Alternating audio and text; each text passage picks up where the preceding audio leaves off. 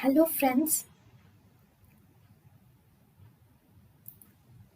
welcome to Creative Medicine. In this lecture, we will learn about. Hello friends, let us now learn some important points about levocetrazine.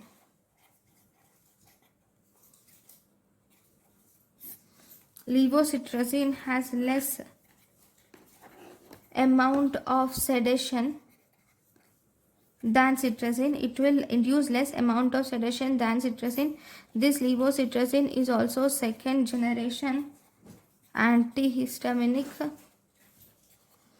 and this levocetrazine is an active enantiomer of cetrazine.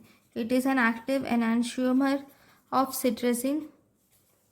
Then levocetrazine has greater potency, and it is used in half dose, and it is used in half dose of cetrazine. It is used in half dose of cetrazine. Okay, so this is about the levocetrazine. Thank you for watching. Thank you and thank you for watching.